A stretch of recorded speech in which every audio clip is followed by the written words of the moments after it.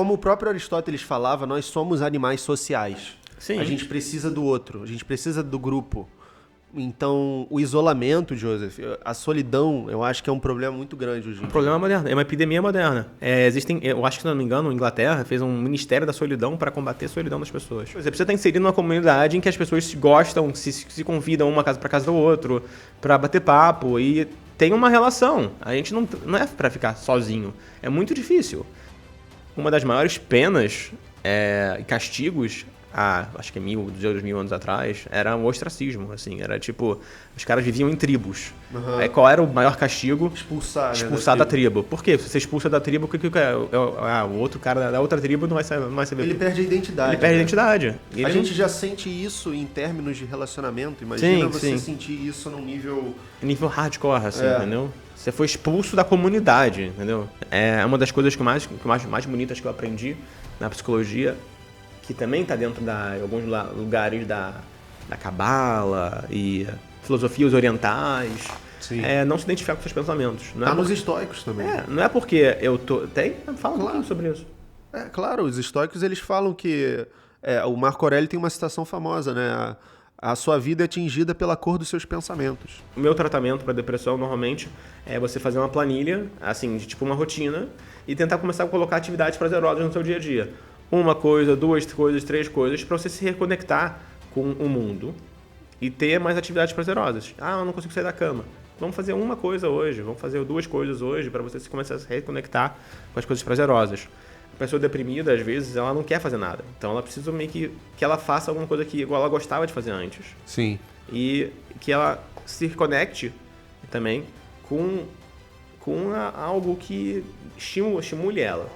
Que ela saia pra andar na praia, saia pra andar na rua, que ela leia um livro que ela gosta, que ela ligue pra um amigo, ou ligue pra outro amigo, ou passos pequenos. Então, existe o começo, que é essa ativação de você meio que procurar atividades que te liguem com o mundo. E existem também a questão de você também começar a procurar atividades que te deem um propósito, te deem sentido para o dia a dia, né? Que te deem realização. Então, por exemplo, qual a diferença entre você comer um bolo e fazer o bolo? O bolo você come, é gostoso, mas a realização é você fazer o bolo e falar, nossa, eu fiz um bolo. Então, você... fazer esse podcast, por exemplo, poderia ser uma atividade de realização. Mas eu quero melhorar rápido. Mas, assim, às vezes é o timing da pessoa. Mas a criação de conteúdo, nos meus momentos mais bad na vida, foi um pilar, assim, que me sustentou, sabe?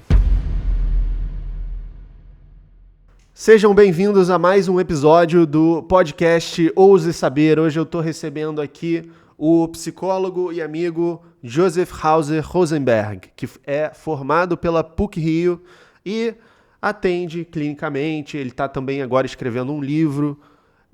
E a gente vai falar sobre saúde mental no mundo contemporâneo, um assunto que é muito importante para a filosofia e a sua mais recente filha, a psicologia, certo? Sim.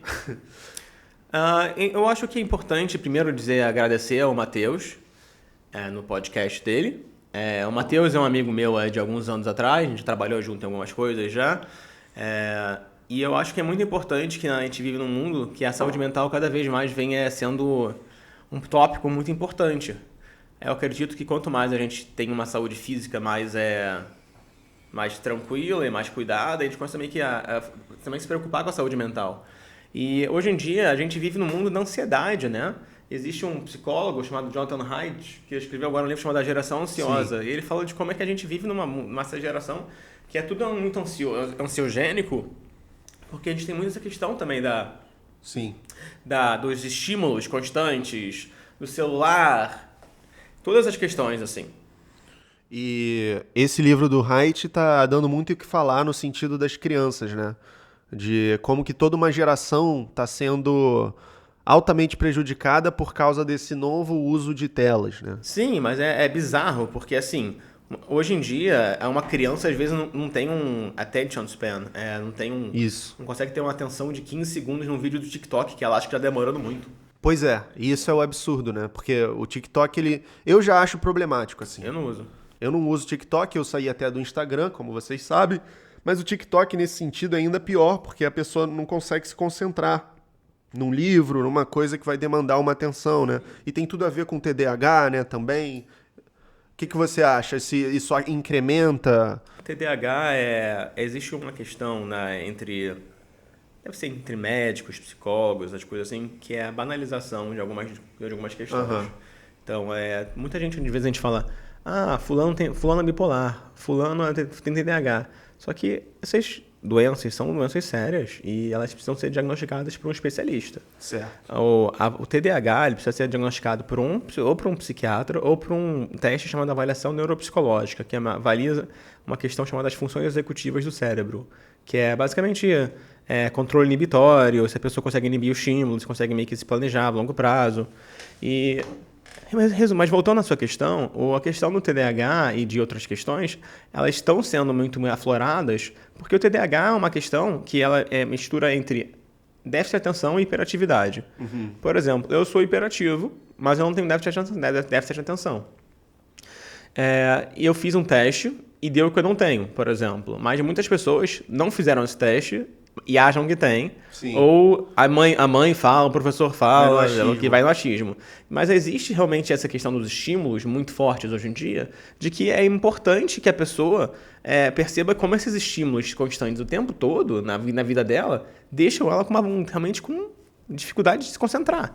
Hoje em dia a gente não consegue ler um livro, a gente precisa ver um filme. Às vezes as pessoas têm uma moda que eu acho muito bizarra, que as pessoas têm uma moda de acelerar filme no Netflix em 2 vezes, porque querem ver o final, Nossa.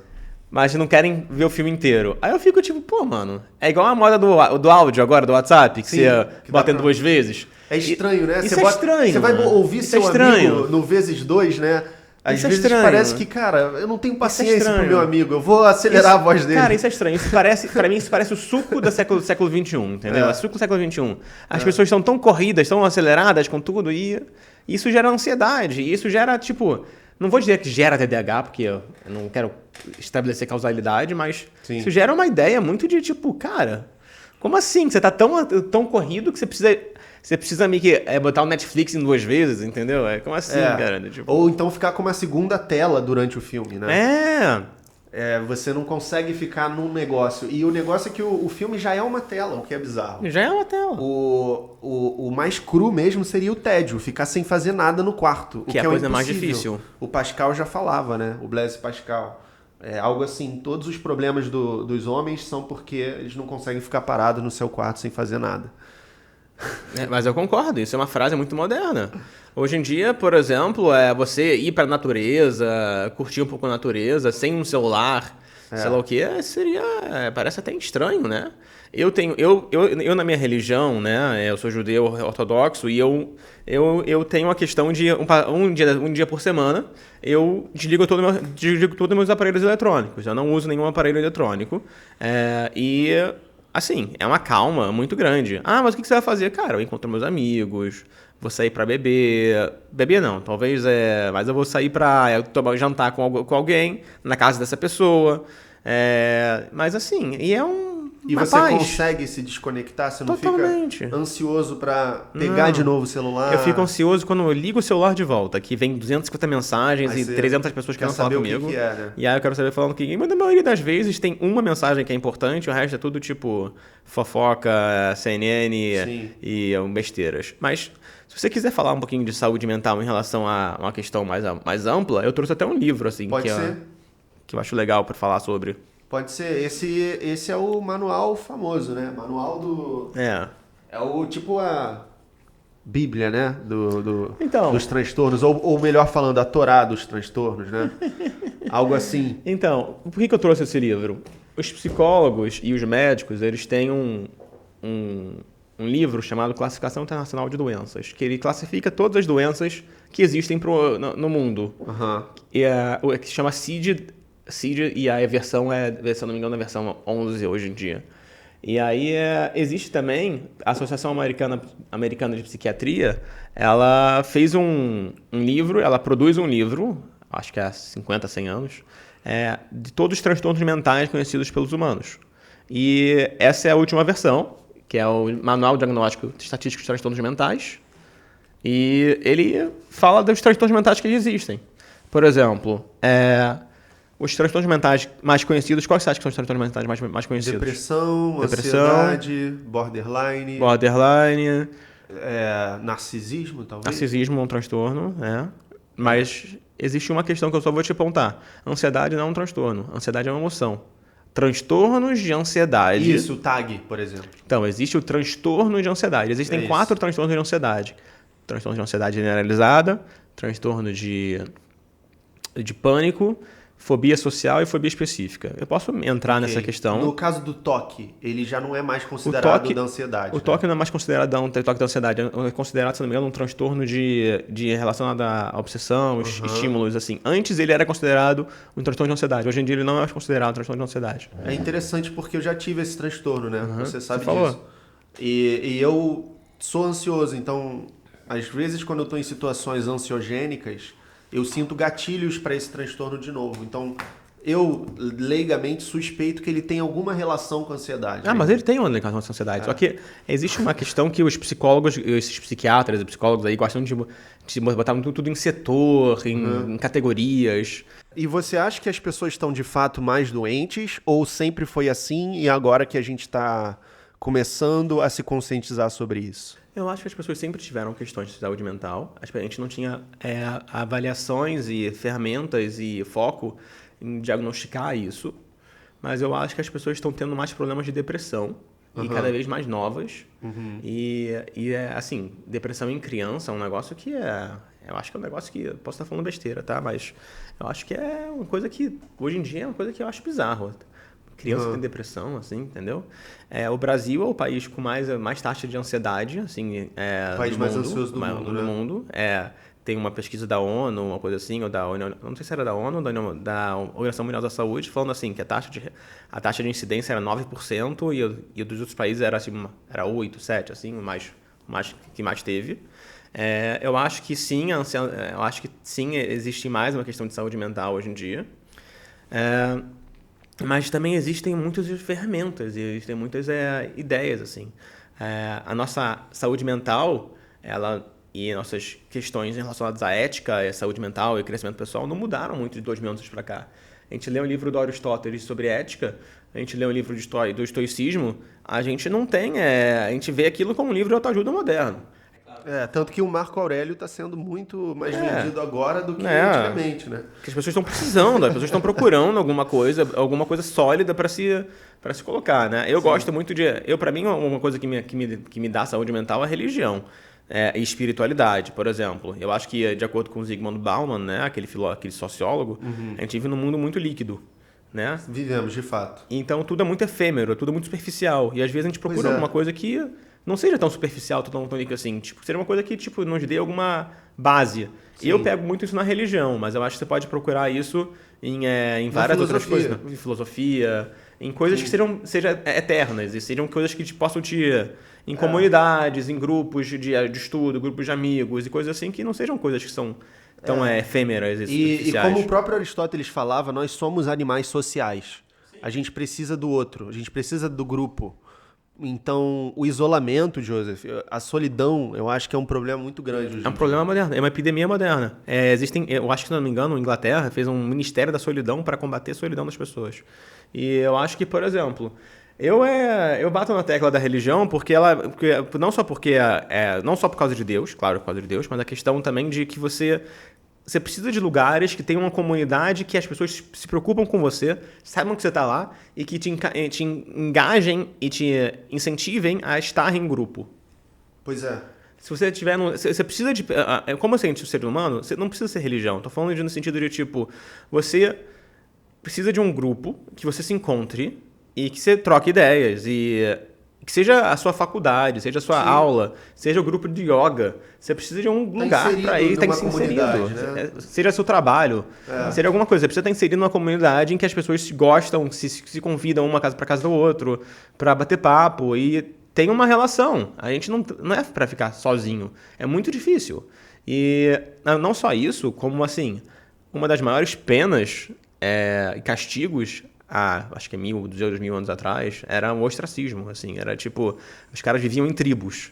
Aí qual era o maior castigo? Expulsar da tribo. Por quê? Se você expulsa da tribo, o outro cara da outra tribo não vai ser Ele perde a identidade. Ele perde a identidade. A gente já sente isso em termos de relacionamento. Imagina você sentir isso num nível... Nível hardcore, assim, entendeu? Você foi expulso da comunidade, entendeu? E você tem também prisões, né, de pena solitária. Eu não sei quão ético isso é com os presos, porque eu vi outro dia um vídeo que o cara ele era condenado a ficar num quarto de concreto, assim, do tamanho um pouco maior, né, do tamanho dessa sala aqui, um pouco menor, na verdade, e ele só tinha uma bolinha de ping-pong que ele ficava jogando na parede.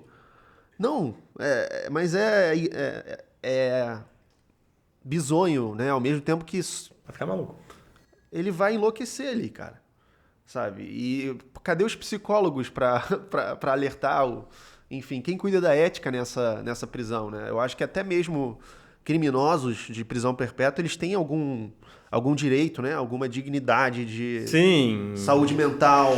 Mas realmente não é, eu nunca pensei sobre isso, mas eu já pensei que pegaram psicólogos já para treinar tortura, já assim, tipo, quais torturas funcionam, assim, sei lá o quê. Realmente, eu acho que devia ter até uma ética para os prisioneiros, né? Porque o que a gente vê muito em prisão é... Os caras entram ruim e saem pior. Pois é. Né? Tipo, eu não sei, deve ter alguma prisão na Noruega que o cara... Não, sair uns... Que o cara recebe uma massagem todo dia e o almoço dele é sushi, mas tipo... Em Bangu 1 eu acho que não é assim não, entendeu? Eu também acho que não. Entendeu? Eu já vi prisão, história de prisão na Noruega que o cara aprende a meditar... Que o cara aprende sei lá o quê. Assim, existem opiniões sobre... Se a ideia é reabilitar, eu não sou contra esse tipo de coisa, né? Não é como se o cara estivesse num spa. Ele tá privado da liberdade dele ali.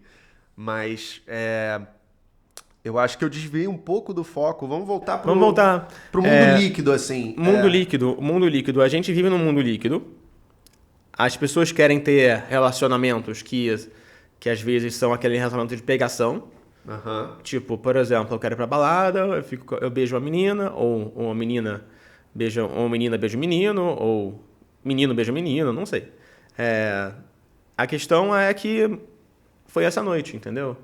Você vai, você conhece a pessoa ali, geralmente é uma pessoa até de outro lugar, aqui no Rio, né? Que tá visitando o Rio, e aí você nunca mais fala com a mulher. É descartável. E aí depois você pensa, cara, isso é uma coisa meio idiota, sabe? Porque eu vou vários fins de semana, faço isso. E aí não tem uma relação, né? Você sente um vazio. É claro que eu acho que tem uma época na nossa vida... Que é importante. Que a gente gosta disso, do rolê, da aventura. Mas eu acho que também, às vezes, parece tão... eu vou pedir licença para você para citar um livro bíblico chamado Eclesiastes. Não, eu vou cortar. Não, brincadeira, só porque é o Eclesiastes... Que é o meu favorito, na verdade. Que é um livro Eclesiastes, que é a primeira frase do Eclesiastes, que foi escrito de acordo com a tradição pelo rei Salomão. De acordo com a tradição. Gente, tudo bem, é só um livro, tá? Eu não tô dizendo, eu não falo nada de Deus, tá? É só um livro. Sim. E aí, não importa quem escreveu esse livro, tá? Importa, eu acho que foi o rei Salomão. Mas foi um ótimo escritor. E ele escreve assim, que tudo eu vi na vida e tudo foi vaidade das vaidades. Tudo é vaidade, tá tudo sobrando no mundo. Tudo sobrando. É quase estoico, né? É estoico. O Salomão escreveu um livro há 2 mil anos atrás, 3 mil anos atrás, e é tipo isso. E aí a história do Salomão é o cara que tinha 1.000 mulheres, casado com 1.000 mulheres, era o maior, mais sábio do mundo. As minas do rei Salomão, né? Que é o cara era super rico. E aí tá falando assim, de hoje em dia, né? Sim. A ética não muda muito ao longo dos anos. Não muda. A única diferença é que Aristóteles estava falando para homens brancos e não para mulheres e gregos. E livres. E livres, né? Mas assim, a ética não muda. Aristóteles está falando sobre felicidade, igual os estoicos, igual, sei lá, Clóvis de Barros Filhos aí, sei lá. É isso que Augusto é atemporal na filosofia. É temporal, cara. Por isso que o Marco Aurélio virou best-seller. Ele escreveu as meditações como um caderno para ele mesmo. Sim. Hoje em dia é um best-seller. Ele era já rico. Ele era o imperador de Roma, né? Tipo, ele não precisava de dinheiro, né? Mas é bizarro. Eu tô imaginando o Marco Aurélio num podcast agora com a capa, com uma capa roxa dele, assim, não, porque... Naquela época eu lidava, né, com tinha que matar um leão por dia, não sabia Mas ele matava literalmente vários leões por dia, né? Tipo, matava... Mas ele passou por muita coisa, ele foi traído pela mulher, pelo sócio lá, né? Enfim, depois você vê a biografia. Não foi uma vida fácil, assim. E aquele manual ali, ele é de fato uma obra muito boa, sabe? Sim. Por trás dessa coisa da autoajuda. Sim. Mas é uma coisa boa. Acho que deve ter aqui por aqui, né? Tá ali em cima. Tá ali na deve estar por aí. Deve estar por aí, enfim. Só cuidado pra não derrubar o meu Apolo, que veio da Grécia. Apolo. Tá bom. Ok, Apolo. Vamos lá, Apolinho. Sinto muito não ser o rei Davi. Mas, cara, e os relacionamentos nesse mundo líquido? Porque parece que tá surreal, assim, o nível de desapego das pessoas. Eu acho que existe em vários lados. De descarte, sabe, dos relacionamentos. Eu acho que a ideia da modernidade líquida, e o Bauman tem outro livro chamado Amor Líquido, Exato. é basicamente isso. Que é sobre essa questão do descarte, né? Que a gente vive vários relacionamentos, assim, em nenhum relacionamento. Aí lembra daquele livro, daquele filme, O Clube da Luta? Sim. Que aí, por que eu tô lembrando? Porque o cara falava, o trabalho do cara era viajar e ele sempre falava que no avião ele tinha um amigo descartável, que era o cara que sentava do lado dele. E é isso, você senta no avião, algumas horas, conversa com uma pessoa, nunca mais vai ver ela. É o Tinder, é o Bumble. É o Bumble. É a coisa tão escarada, assim, que você tem o Tinder, você tá meio que, parece uma loja, assim, entendeu? Assim, tipo, você tá... É uma vitrine, cara. É uma vitrine. Eu tive, eu não sei se eu te falei, que eu tive um relacionamento que começou pelo Happy no Tinder. Quem não teve, né? Eu também já tive. E durou, assim, durou,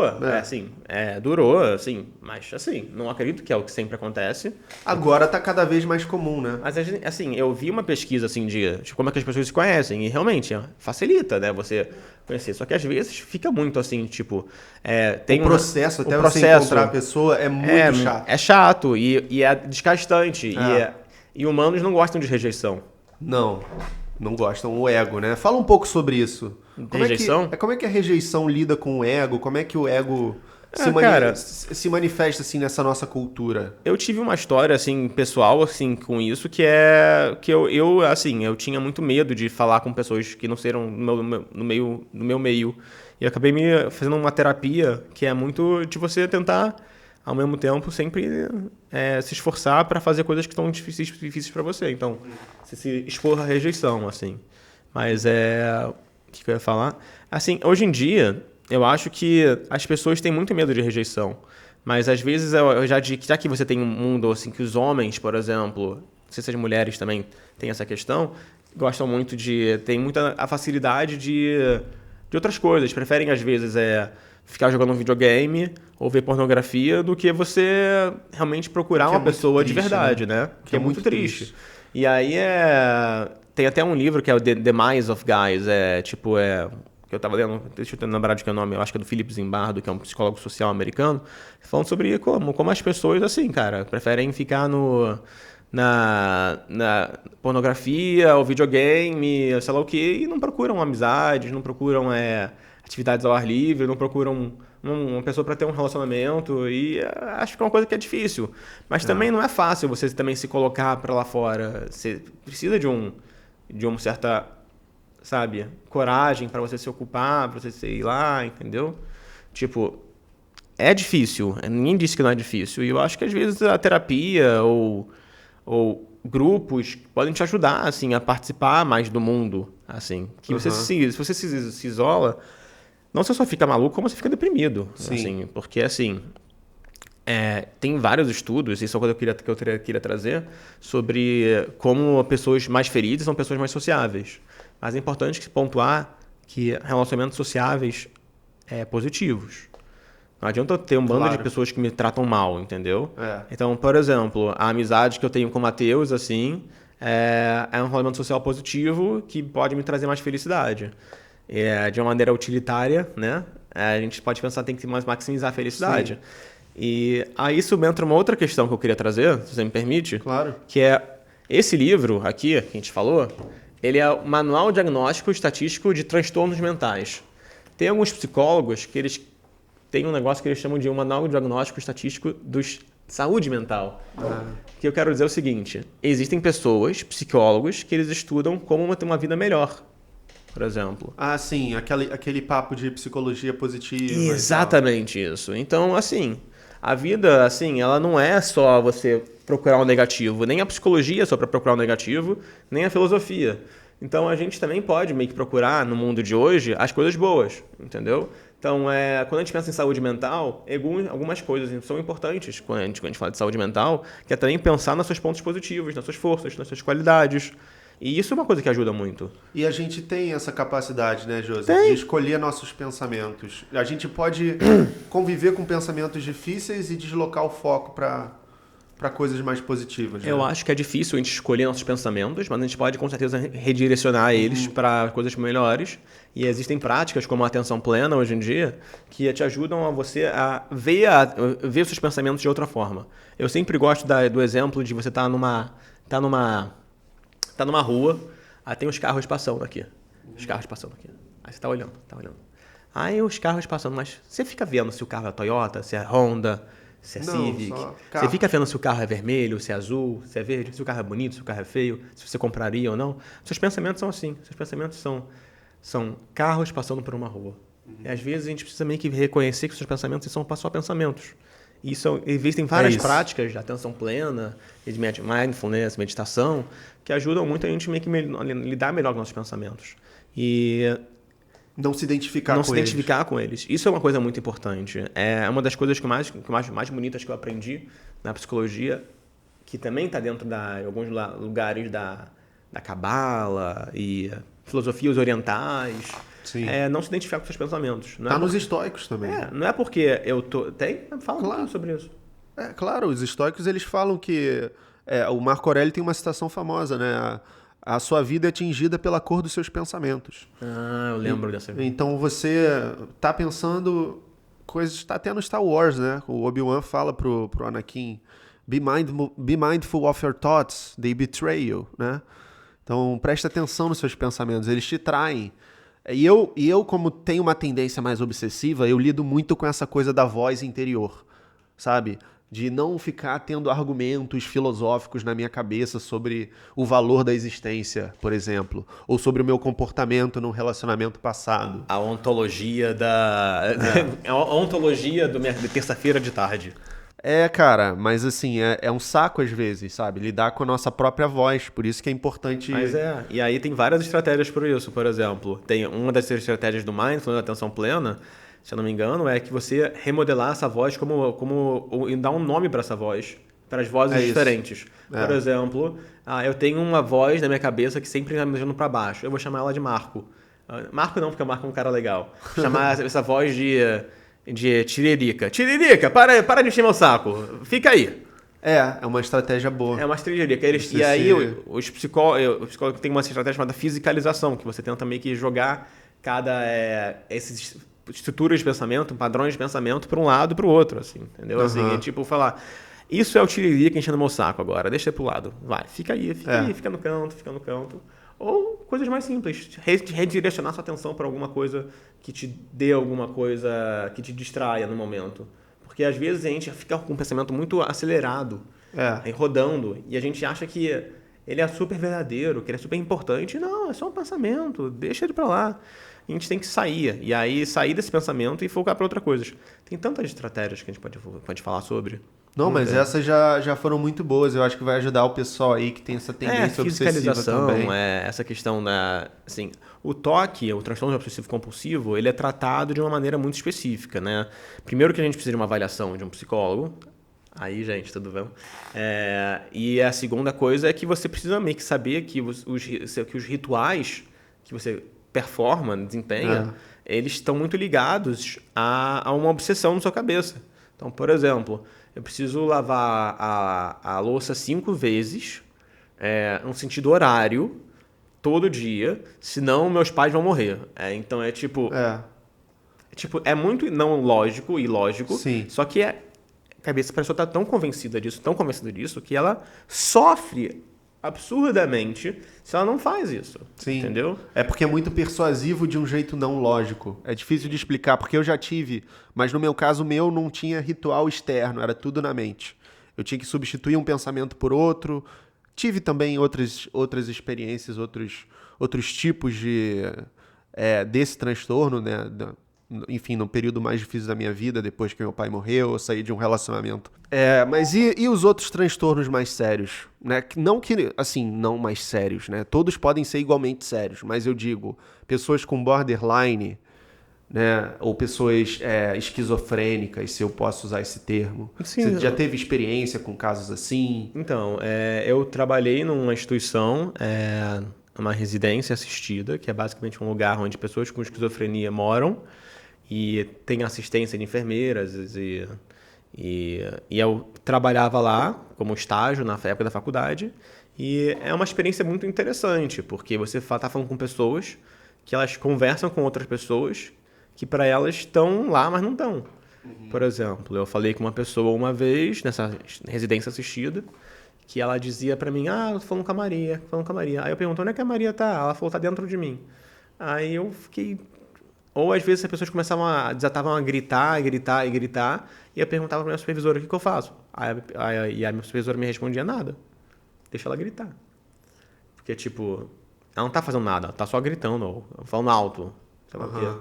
E ela tá na dela, no mundo dela. O esquizofrênico, ele é uma pessoa que ele não tá muito no mundo que a gente tá, entendeu? Ele tá vendo coisas ali que não estão aqui.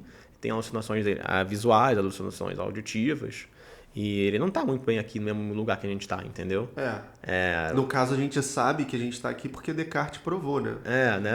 Talvez a gente não esteja aqui também, né? Talvez a gente não esteja aqui. Será que a gente tá aqui? Será que é um sonho?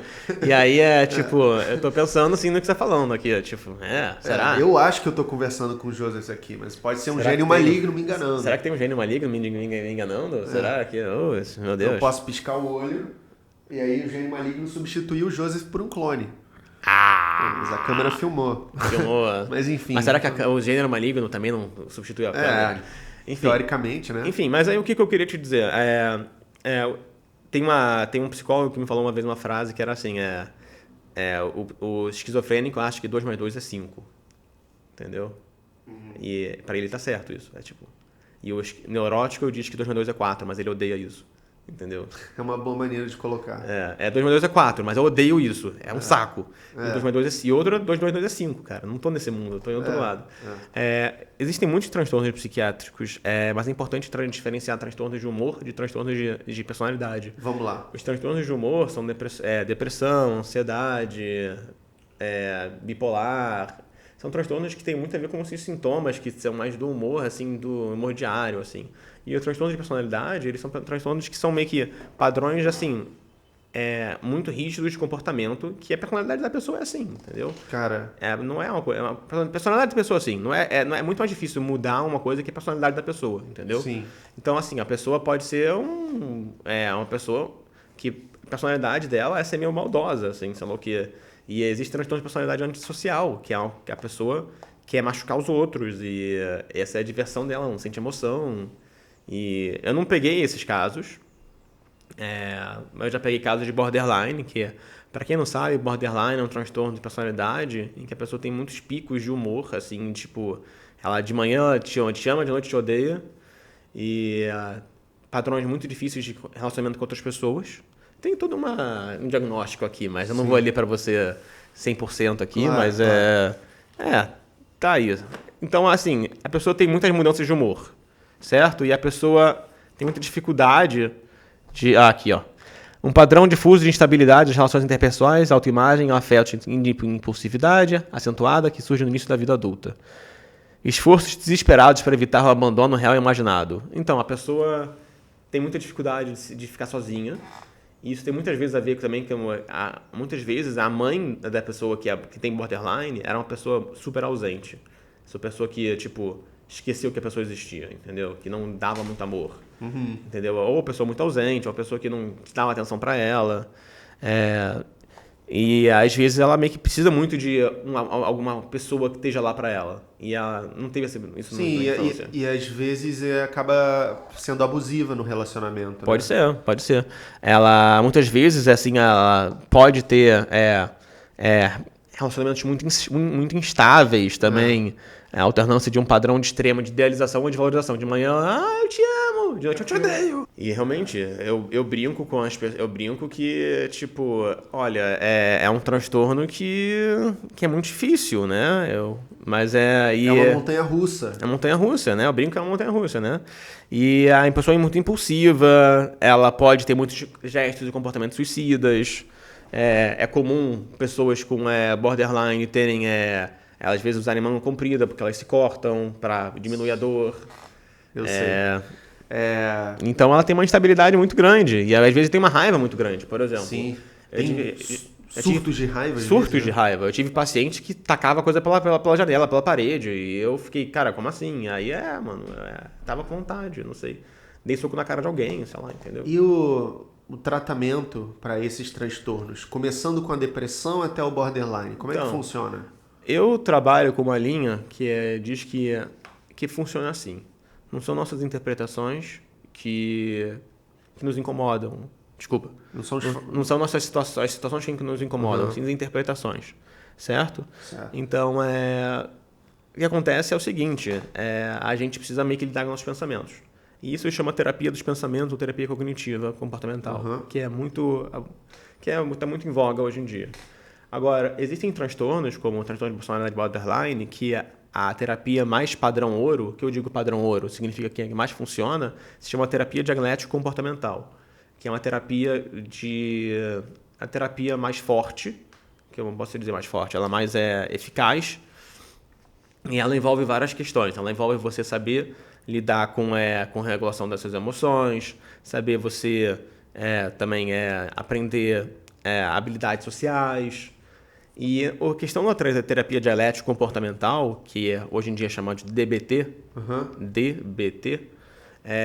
que é no inglês, Dialectical Behavioral Therapy, ela é muito boa para casos pesados de borderline ou até depressão às vezes, assim. Mas ela tem uma questão, ela é muito cara e ela precisa de que o seu psicólogo participe de um grupo de supervisão e que o paciente participe de um grupo de treinamento de habilidades. Por quê? Porque o paciente borderline, não só ele precisa estar em terapia, mas ele precisa aprender as habilidades para ele lidar com essas questões do humor dele, habilidades sociais. Muitas vezes as pessoas não têm habilidades sociais para dizer pro outro o que ela precisa, o que ela quer, e ela acaba sendo uma pessoa extremamente grossa e agressiva. Sim. E ela fala, o que aconteceu? As pessoas não querem saber de mim. Aí eu falei, claro que as pessoas não querem saber de você. Você é grossa, agressiva e ameaça as pessoas. Mas eu me sinto tão sozinho. Aí você precisa vir que aprender as habilidades. Pode parecer um pouquinho muito difícil. E é difícil. Pra pessoa, eu digo, né? Sim. E aí, então, essa terapia dialética comportamental, né, ela no seu modo ideal, ela é cara e é complicada. Porque ela precisa de uma pessoa que participe não só da terapia, mas de grupo de treinamento de habilidades. E ela também precisa de participar de uma coisa chamada, às vezes, coaching telefônico. O que é isso? Às vezes você vai precisar de ligar para o seu psicólogo e bater um papo com ele quando você está muito, muito mal. Sim. Mas o psicólogo cobra, entendeu? Sim. E aí? Então tem várias questões, mas o deprimido, que é um caso assim que eu conheço de várias pessoas, né? Todos nós conhecemos pessoas deprimidas. Parece que quer muito dormir o tempo todo. Mas tem isso. Não tem motivação para fazer as coisas. Às vezes desaparece, sabe? Tipo, você manda mensagem, a mensagem fica lá semanas. Mas uma pessoa que não teve pretexto para isso, uma pessoa amiga, sabe? Sim. E como é que a pessoa pode melhorar nesses aspectos? Então, o depressivo, ele tem vários sintomas, né? Mas é importante saber que tem tipos de depressão também, né? Tem uma depressão mais distímica, que é uma depressão leve, que pode durar a vida toda, que a pessoa brinca os psiquiatras brincam que é tipo aquele limão, né? Tipo, eu sou sempre meio amargo, né? Que é uma depressão leve, que dura a vida toda, que pode durar a vida toda. Tem uma depressão resistente, tem uma depressão que a pessoa séculos e anos e décadas tem uma depressão que não melhora, toma remédio. Assim, uma das coisas que eu acredito muito tem até um livrinho aqui que eu estava lendo sobre, que é do nosso amigo Frankl. Viktor Frankl. O Viktor Frankl, que é Em Busca de Sentido. Que aí eu gosto da Biblioteca do Mateus, aqui. Viktor Frankl, ele é um psiquiatra que sobreviveu ao campo de concentração nazista. E ele fala muito sobre a vontade de sentido. E uma das coisas que eu gosto de que ele fala é que ele fala muito essa questão de você procurar um sentido na vida, mas não só isso, mas que às vezes a vida você não está procurando, o que eu devo fazer, o que a vida espera de mim, entendeu? Então ele orienta muito essa ideia de quem tem por que viver, aguenta colocar isso tudo como. Por que eu estou falando do Viktor Frankl? Porque um dos tratamentos que eu gosto para depressão é sair um pouquinho de si mesmo. Porque às vezes a gente vive muito focado em nós mesmos. E quando a gente abre a porta para outras pessoas, para um trabalho voluntário, para alguma coisa que a gente pode fazer pelo outro, a gente sai um pouquinho da nossa cabeça muito obcecada pelo nosso ego e começa a conseguir focar em alguma coisa que pode dar felicidade pra gente. O Sim. tratamento mais básico para depressão se chama ativação comportamental. Basicamente, a ativação comportamental ela tem muito a ver com você ter a ideia de que você precisa fazer coisas sem motivação. O que eu quero dizer? A pessoa deprimida ela não quer fazer nada. Mas então eu vou dizer para essa pessoa deprimida que, cara, você não precisa querer, você precisa fazer. Você precisa fazer essas coisas, entendeu? Então vamos dizer que você vai ter uma rotina hoje. Você vai fazer tal coisa. Mas eu não quero fazer. Não precisa querer fazer, você precisa fazer. A motivação vem depois. E aí, é importante que a pessoa meio que entre em contato com coisas que deixam ela feliz e a deixam alegre. Porque muitas vezes a pessoa deprimida ela está desconectada de tudo que dá propósito, prazer para ela. Sim. Então ela precisa se conectar com coisas que deem realização para ela e deem prazer para ela. Quer dizer que ela vai encher a cara todo dia de comida e doce, sei lá o que? Não. Tô falando tipo, vamos procurar uma lista de atividades prazerosas, procurar seus valores. Quais são os seus valores na vida? O que você quer? Onde é que você quer ir em direção? Você quer ir em direção a uma vida como? O que você quer? Vamos dizer que seus valores sejam família, desenvolvimento pessoal. E o que você pode fazer em relação aos seus valores para chegar mais perto? Então, o meu tratamento para depressão, normalmente, é você fazer uma planilha, assim, de tipo uma rotina, e tentar começar a colocar atividades prazerosas no seu dia a dia. Uma coisa, duas coisas, três coisas, para você se reconectar com o mundo e ter mais atividades prazerosas. Eu não consigo sair da cama. Vamos fazer uma coisa hoje, vamos fazer duas coisas hoje para você começar a se reconectar com as coisas prazerosas. A pessoa deprimida, às vezes, ela não quer fazer nada. Então, ela precisa meio que ela faça alguma coisa que igual ela gostava de fazer antes. Sim. E que ela se conecte também com algo que estimule ela. Que ela saia para andar na praia, saia para andar na rua, que ela leia um livro que ela gosta, que ela vai num café que ela gosta, que ela ligue para um amigo, ou ligue para outro amigo, ou passos pequenos. Então, existe o começo, que é essa ativação de você meio que procurar atividades que te liguem com o mundo.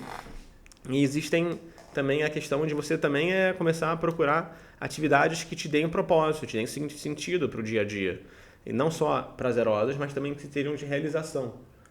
Né? Que te deem realização. Então, por exemplo, qual a diferença entre você comer um bolo e fazer o bolo? O bolo você come, é gostoso. Mas a realização é você fazer o bolo e falar, nossa, eu fiz um bolo. Então, você fazer esse podcast, por exemplo, poderia ser uma atividade de realização. Mas eu quero melhorar rápido. Mas, assim, às vezes é o timing da pessoa. Mas a criação de conteúdo, nos meus momentos mais bad na vida, foi um pilar, assim, que me sustentou, sabe? Sim. Eu ficava orgulhoso, eu tô muito mal porque terminou esse namoro ou porque aconteceu aquilo, mas eu continuo fazendo os vídeos. Sim. Sabe? E aí eu vejo os vídeos de épocas da minha vida e penso como eu tava me sentindo naquela época, sabe? Eu consegui deixar o vídeo profissional mesmo assim. E isso pode parecer que no início da atividade você não vai conseguir, mas depois você tem uma recompensa, né? Uhum.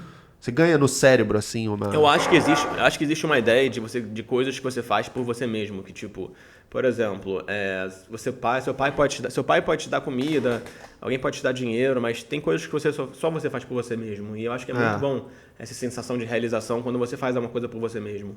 Então, tipo, por exemplo, sei lá, entendeu? Você fez o seu mestrado em filosofia, entendeu? Mas só você podia fazer esse mestrado por você mesmo, sabe? Sim. Então, existem coisas assim que não precisa de validação externa, entendeu? E é difícil, porque a gente vive num mundo em que nos incentiva a buscar a validação externamente, né? Sim. Como no Instagram. Você tá ali o tempo todo tentando ser aprovado. Como é que a Sim. gente faz esse deslocamento para chegar num estado e podemos fechar com isso?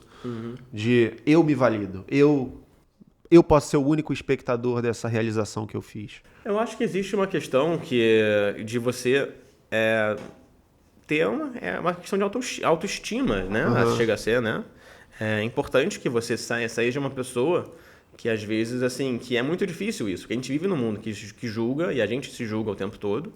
E eu acho que existe uma questão muito forte de a gente saber que eu tenho valor porque eu tenho valor.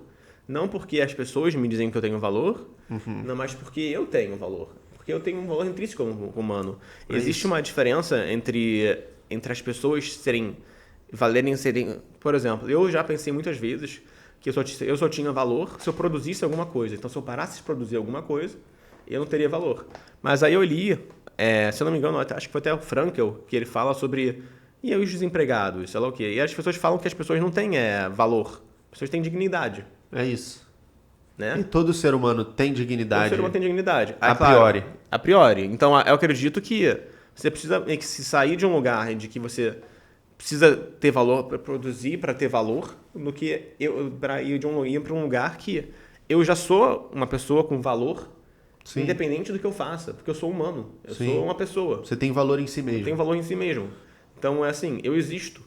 E aí vai entrar numa questão também de autocompaixão, que é uma coisa que é muito boa para a depressão, porque parte da depressão não é só você não ter o que fazer, não ter que ficar na cama o tempo todo, mas ela também é um diálogo negativo, intenso, de você se auto-recriminando. Eu sou um idiota, eu sou um retardado, eu sou um lixo, eu sou o cão... Pão que o diabo Pão amassou. que o diabo amassou, eu sou a pior coisa do mundo.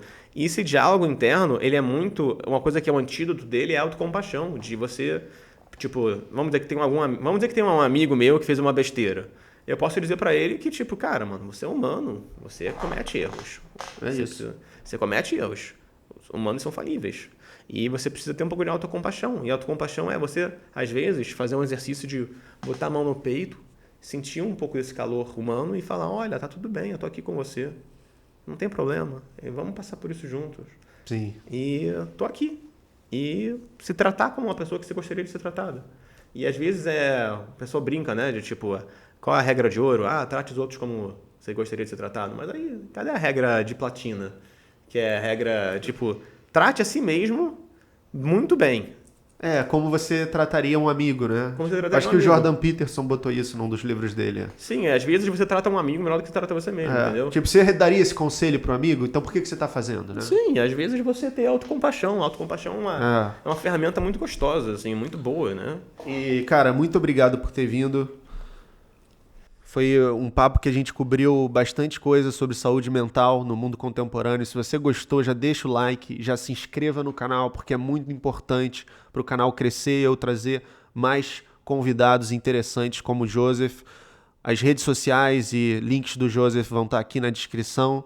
Já entre em contato com ele e acompanhe o seu trabalho por lá. Até a próxima. Valeu!